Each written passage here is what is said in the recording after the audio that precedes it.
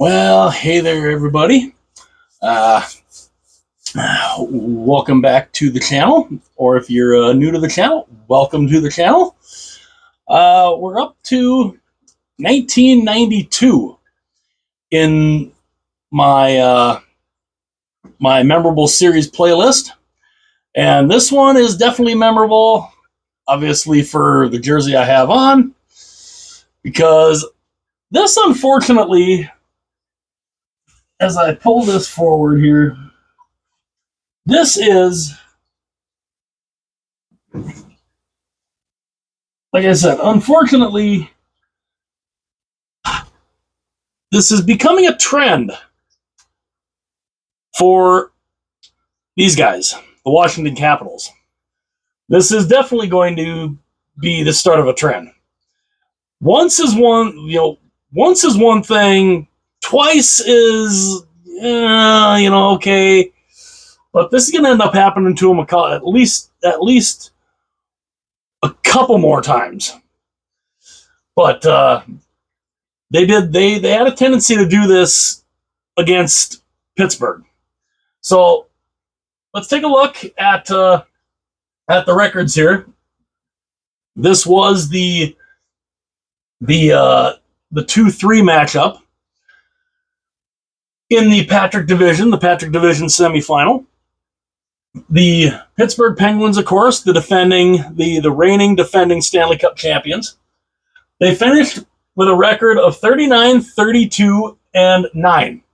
Still an 80-game season, and they finished with 87 points. Pretty good. Not a bad. Not the greatest record. I mean, they were only 7 games above 500, but still they weren't horrible. And they're going against a team that finished 11 points ahead of them. The Washington Capitals, who in 80 games went 45, 27, and 8 for 98 points. Now, I look at like a team like the Capitals. These guys had a lot of talent on this team. Could they have made a run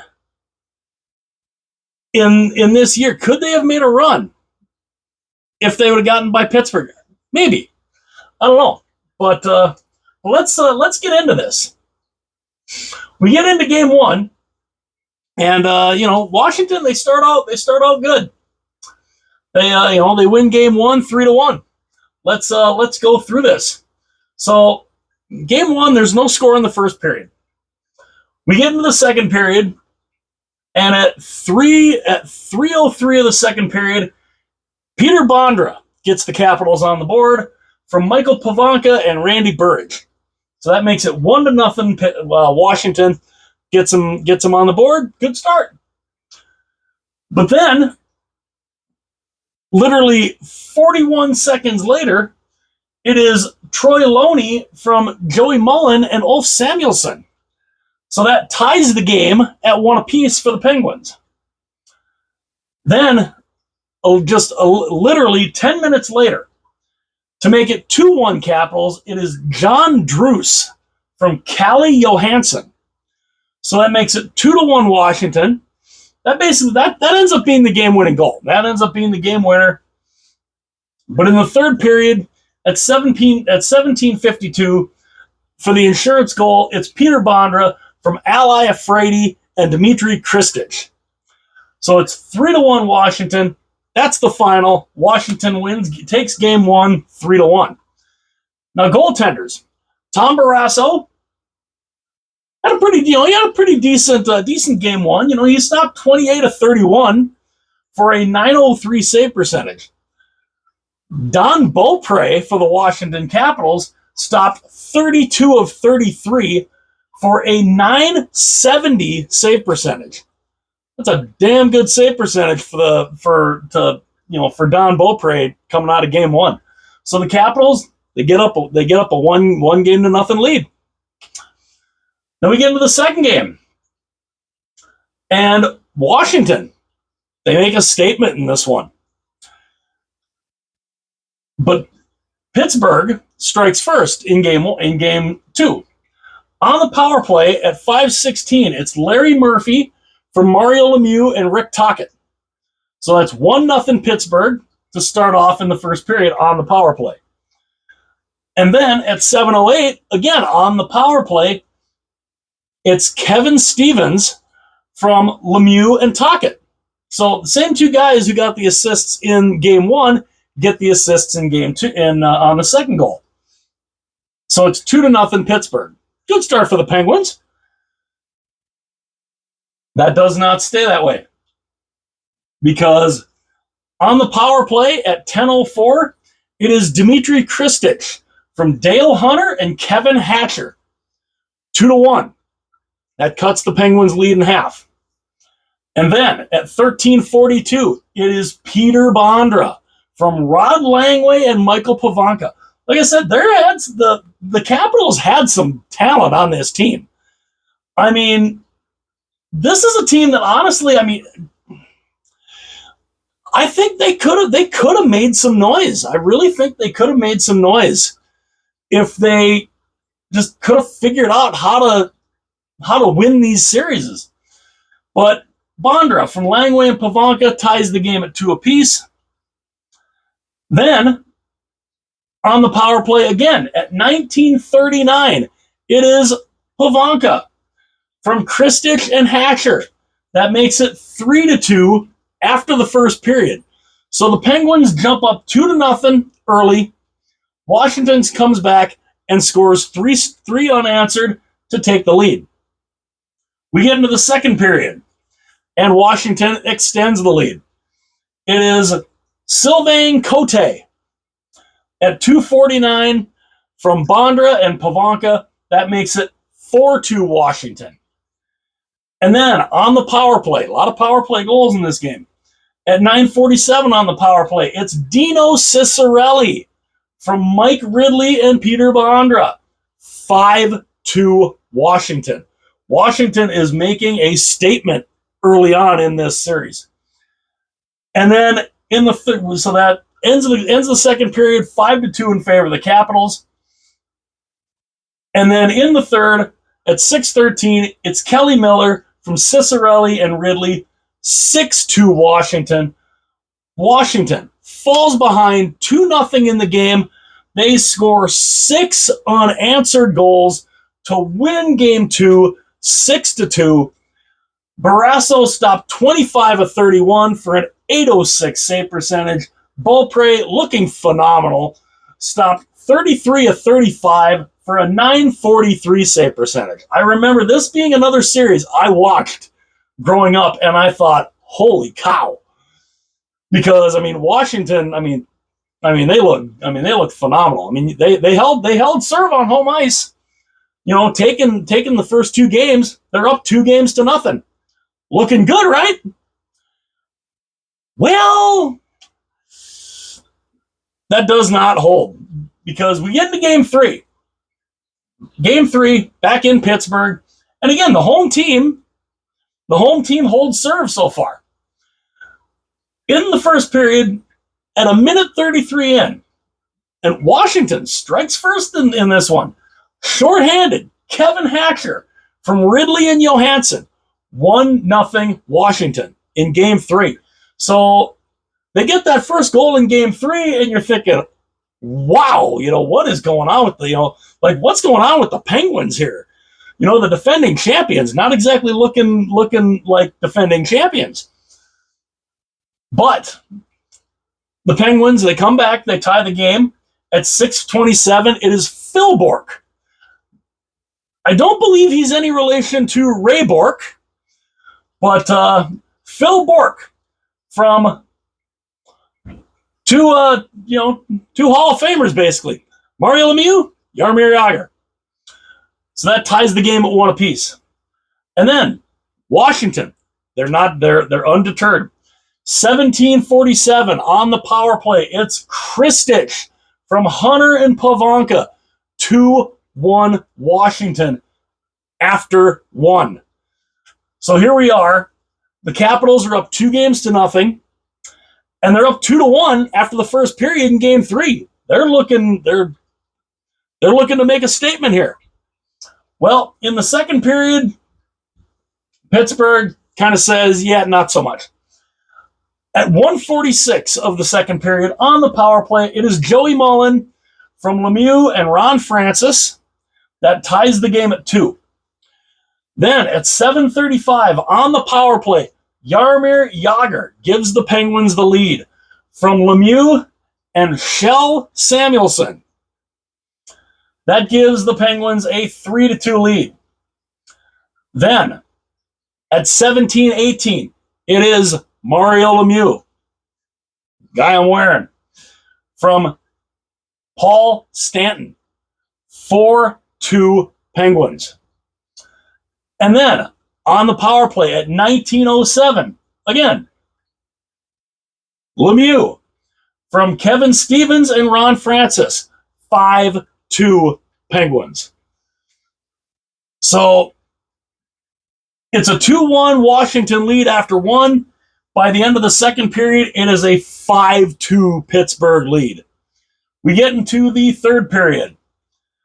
And at 13:57, on the power play, the Capitals get a little closer. It's Al Iafrate from Ridley and Cicerelli, 5-3. Okay, Washington trying to erase this deficit. Then at 17:48, they draw within 1. Kevin Hatcher from Cote and Ridley, 5-4 Pittsburgh. Whoa. Pittsburgh went from being up 5-2, and they've given up 2 goals in the third. It's 5-4. But at 19:09, into the empty net, Mario Lemieux ends the comeback, scores into the empty net, 6-4 Penguins. They win Game 3, 6-4. Don Beaupre stopped 23 of 28. Not the best,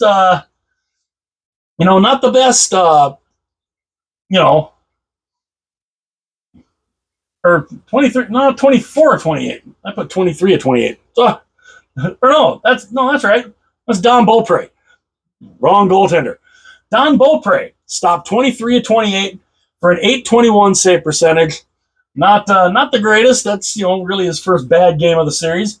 Tom Barrasso stopped 30 of 34 for an .882, so he didn't have the greatest save percentage either. But that draws the Penguins back to 2-1. Then Game 4, Washington did not take kindly to that Penguins kind of somewhat butt kicking in Game 3, because Game 4, the Capitals, boy, did they make a statement in Game 4. At 4:39 of the first period in Game 4, it is Todd Krieger from Dave Tippett, 1-0 Capitals. Then at 7:22, it is Dino Cicerelli from Ridley and Kelly Miller, 2-0 Washington. Then, on the power play at 19:29, it is Kristich from Hatcher and Johansson, 3-0 Capitals. And that's the end of the first period. There's no scoring in the second period. Third period, here's where a good bulk of the scoring takes place. Third period, 1:35 in, Dino Cicerelli from Ridley and Hatcher, 4-0 Capitals. They are just putting a beating on the Penguins right now.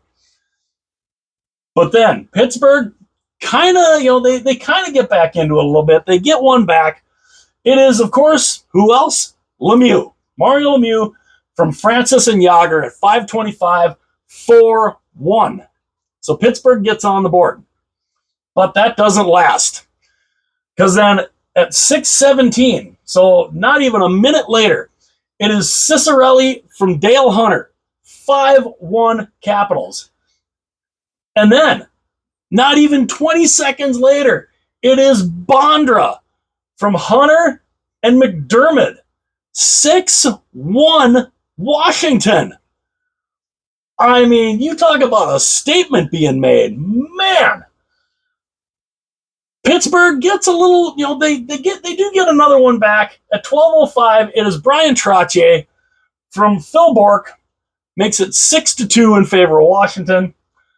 That's the only real bright spot, though, because then at 18:16, it is Dino Ciccarelli putting the cap on the game from Ridley and Johansson, 7-2 Washington. Washington wins Game 4, 7-2. They go up 3-1 in the series. 3-1? It's a pretty good lead. Not if you're the Washington Capitals, because and we've seen this. I mean, from then we saw them do this against the New York Islanders, and can they hold a 3-1 lead? Well, what do you say we find out, huh? So we get into Game 5. Pittsburgh, Washington, a chance to close out the defending champions on home ice. Can they do it? Not quite. At 2:43 of the first, in Game 5, Pittsburgh strikes first. It is Trottier from Stevens and Bourque, 1-0 Pittsburgh. But the Capitals, they tie the game. At 12:36, it is Krieger from Cote and Brad Schlegel.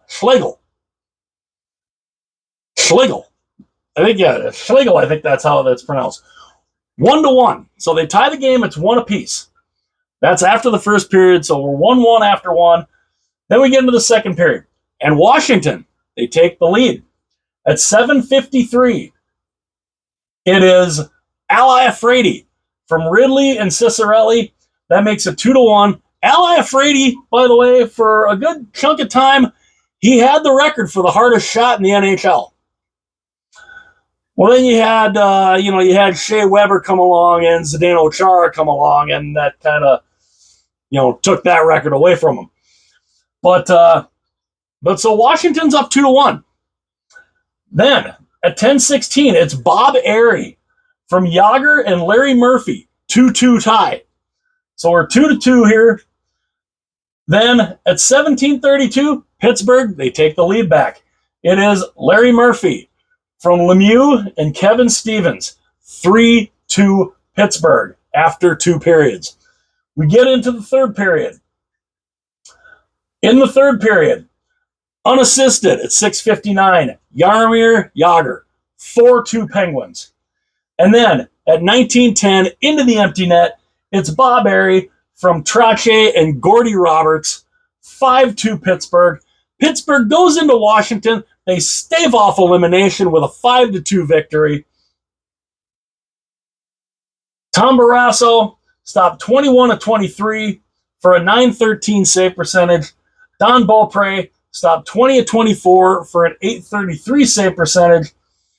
Yeah, not the greatest. And of course, as I say that, I forgot the goaltending stat from Game 4. Game 4. Beaupre stopped 31 of 33 for a .939 save percentage. Good performance there. Tom Barrasso stopped 16 of 19 for an .842 save percentage.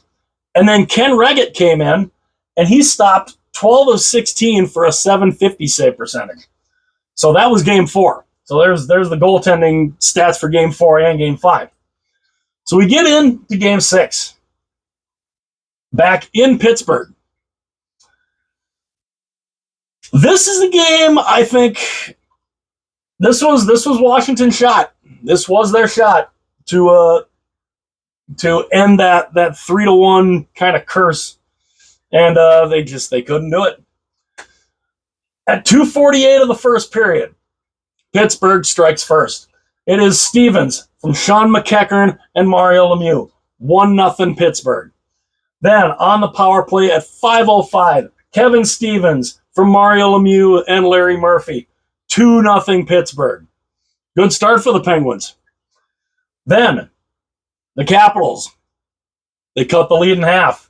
At 12:30, Dale Hunter from Michael Pavanka, 2-1 in favor of the Penguins. Then at 15:19, it is Bondra from Johansson and Krieger, ties the game at 2 apiece. Then, to end the first period, at 18-19 on the power play again, Peter Bondra from Iafredi and Cicerelli, 3-2 after one period in favor of the Capitals. So the Capitals have given up the first two goals. They've fought back to take the lead to end the first period at 3-2. So then we get into the second period, and the Capitals, they extend that lead. At 3:55, Al Iafredi from Ridley and Miller, 4-2 Washington. You're thinking, okay, Capitals, they give up the first two goals, they come back, and they score 4 unanswered. Well, it did not go good for them after that. Because then, at 9-10, to cut the lead to 4-3, it's Joey Mullen from Ron Francis, 4-3 in favor of the Capitals. Then, on the power play, at 11:01, so barely a little over 2 minutes later, 2 minutes and 1 second after they make it 4-3, Phil Bourque ties the game from Lemieux and Stevens. It's 4-4. Then at 18-19, who gives the Penguins the lead? Who else? Mario Lemieux from Yager and Murphy, 5-4 Pittsburgh after 2. So we go into the third, and then on the power play, and of course, who else? Mario Lemieux from Francis and Stevens, 6-4 in favor of the Penguins. That's your final. The Penguins have come back from 3-1 down to force Game 7. Don Beaupre stopped 33 of 39 for an .846 save percentage. Tom Barrasso stopped 25 of 29 for an .862 save percentage. And we're going to a Game 7. Now you might wonder, where's Game 7? I had to use this board. And I should probably try to shove this back a little bit while I mess around here a little bit, because I have a little room to kind of slide this. There we go. Okay, there we go. Had to slide that in there because I got to put this up here. So the Penguins have come back. They've forced Game 7. The Capitals have blown another 3-1 lead. We're going to Game 7. And what happens to the Capitals when they're up 3-1 in the series? Well, unfortunately, the predictable ends up happening. So we get into Game 7 here, and it's scoreless for a good chunk of the first period until at 14:01, shorthanded. Who else? Mario Lemieux from Francis and Murphy. That gives the Penguins a 1-0 lead. That's the score at the end of the first period. The second period, though, we start off the second period, and the Capitals, they try their damnedest. It's Al Iafredi from Mike Ridley, ties the game at 1. But then the game-winning goal is scored here at 9:40. Jaromir Jagr from Lemieux and Francis, 2-1 in favor of the Penguins. We get into the third period. There's no score all the way up until 19:27. Joey Mullen from Ron Francis into the empty net. 3-1 Pittsburgh. The Penguins win 3-1. They come back from 3-1 down to win the series 4-3. And the Washington Capitals just... It's one of them things. They are a team that just... I don't know. They are snake bit. When it comes to 3-1 leads, they just... I don't know what it is. They can't seem to get the job done. This would not be the last time that they did this. So the Penguins, they come back, they win 4-3. Tom Barrasso stopped 18 of 19 in Game 7 for a .947 save percentage. Don Beaupre did all right. He stopped 18 of 20 for a .900 save percentage. But again, the Capitals, how good could they have been if they could have figured out how to win just one more game. You had 2 attempts, 2 chances to win one game on home ice, and they couldn't do it. The Pittsburgh Penguins knock out the Capitals 4-3 to advance to the Patrick Division Final. And we know what ended up happening, as you can tell from the finals patch. This is the 1992 finals patch. The Penguins would then run all the way to the Stanley Cup Final, where they would sweep the Chicago Blackhawks in the Stanley Cup Final to win their 2nd straight Stanley Cup. But this series was as close as you could get. The Capitals came literally an eyelash to stopping the back-to-back championship effort from the Penguins, up 3-1. And again, the Capitals just couldn't finish the job. And again, like I said, that's not the first time they would do this, especially against Pittsburgh. And we'll see that again here as this playlist goes on. If I look back at my little list here, I have a feeling that there's at least one other one where the Capitals blew a 3-1 lead. That there's there. I want to say there's at least one other one potentially. Yeah, somewhere in here. But yeah,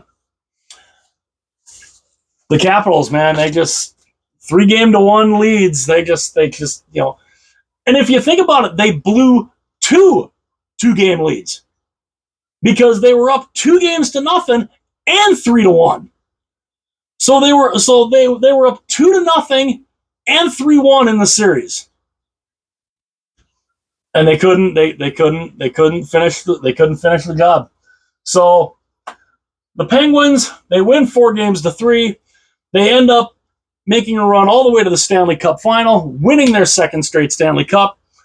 Let me know what you guys think of the 1992 Patrick Division Semifinal, and how good do you think the Capitals really could have been if the Capitals would have found a way to win just one more game in this series? Could it have been the Capitals that made that run to the Stanley Cup Final? Could it have been Chicago versus Washington? Or would the Capitals maybe would have bowed out in the 2nd round? I don't know. Let me know what you guys think, though. If you would please, it would definitely help out the channel. If you would hit that like button, it would let the algorithm know that people are interested. Also, it would be greatly, greatly appreciated, and I would love you forever for it if you would hit that subscribe button. And if you want to share this particular video or any other video from the playlist, from this playlist, or any other video from the channel with friends, family, whoever you'd like, go right ahead and do that. And yeah, just tell your family, tell your friends about the channel. It would be greatly, greatly appreciated. And yeah, the next one up will be 1993, and that series is definitely going to be a memorable one also. So stay tuned for that. Hit like and subscribe. Share with your friends. Tell your friends about the channel. Send them this way. And yeah, this will not be the last time you see a Washington Capitals blowing a 3-1 lead. Hit like and subscribe. I'll see you guys later.